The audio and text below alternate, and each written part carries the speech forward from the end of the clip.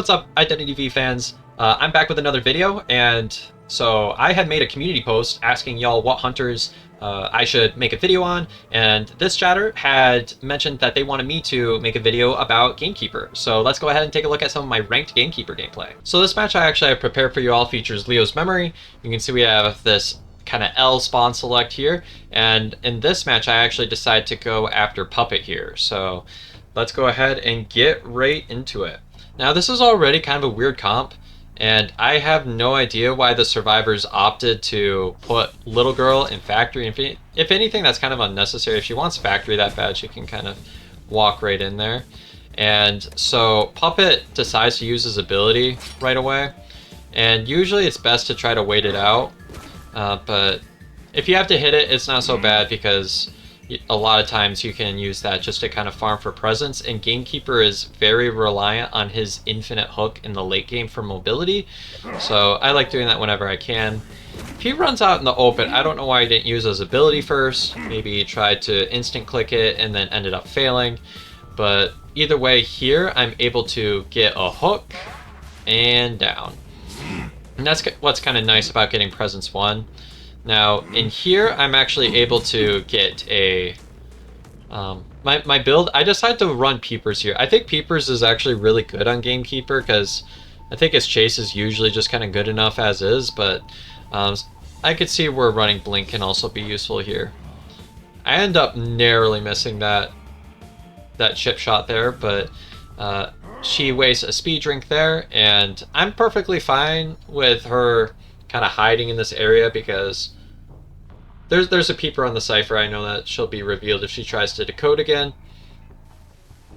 And now it's after half, so I know my job is to kind of rush the rescue whenever I can, but I want to get a chip shot right before it if I can. And a lot of times what you can do is you can also get another chip shot and then go for kind of an instant down there. But I kind of go for just a hit on Barmaid there. I could opt to try to get a hook and then kind of double back, but right here I just decided to play it safe. And we're not quite at full presence there, but I'm trying to get kind of a clear path where a hook can be pretty much guaranteed. And he canceled me out of a peeper. I don't think he realized that he did that though.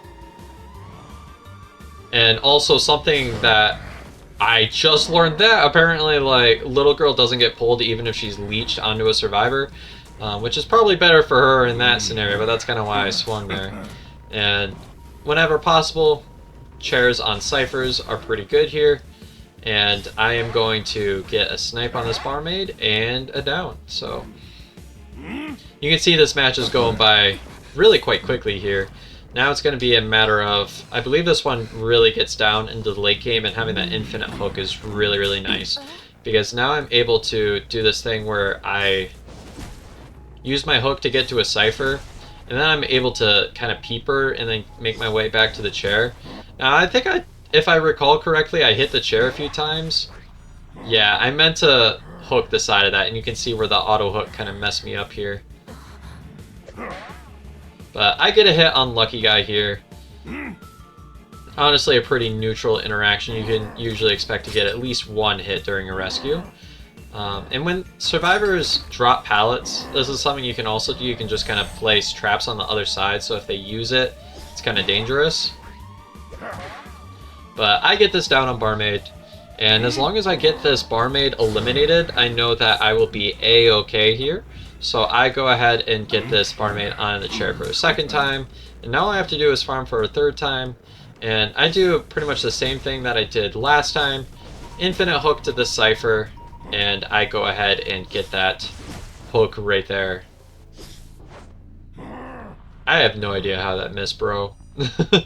Sometimes the hook targets could be kind of strange, but I didn't realize he had a gun there. If I did, I'd try to hide like a little bit more. I think it was in his second spot. Yeah, football was in the first spot, so I didn't quite see it.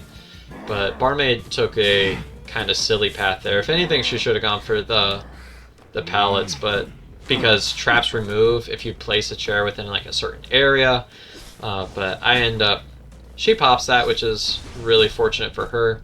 I place a peeper down, and you can see I'm just farming this infinite hook for all that it's worth.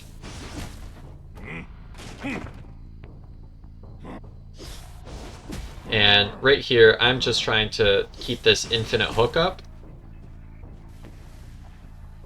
And I can really just farm this for all it's worth. That hook took place at like the very last possible second. Again, sometimes like the infinite hook can work, sometimes it can't. I go and time my charge attack there, and so I place a peeper here so I could see her kind of in this entire area. And when in doubt, it's good to kind of break pallets in this area. I'm placing traps just to make moving around a lot more difficult for the survivor. And I try, yeah, she sees that's blocked off. And because of that trap there, a lot of times the traps aren't meant to actually trap. You just use them to block survivors out of areas that you don't actually want. And I'm feeling pretty secure here. I end up going for the 4K here. So I feel pretty secure that, I mean, with trump card and everything, it's pretty safe to go for. And being that you get more points in rank for it, sometimes I just do it based on how I'm feeling. I feel pretty safe to do it kind of in this scenario. And this was kind of fun. Getting a hook out of a football always feels really, really nice. So, Gamekeeper is actually pretty good against forward, if I had to say. Or really just most harassers, because of the fact you can place traps in cool ways to prevent harassers, but you can also kind of hook them out of their football and undo literally all the progress. And you can see I'm just farming this infinite hook for all it's worth. This is where that trump card kind of comes in. Now, the amount of time it took for me to do that, it was long enough for the infinite hook to run out, so...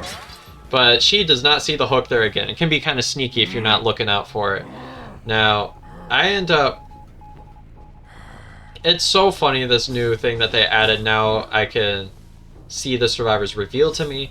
I see that he's running in this direction, and I honestly figure that the dungeon's like in this area, which is why I cut him off there. I didn't realize it was that Christmas tree, but that is today's Match Royale. I hope you all enjoyed. If you got some good tips from it, make sure to leave a like and subscribe, and I'll see you all next time. Bye bye.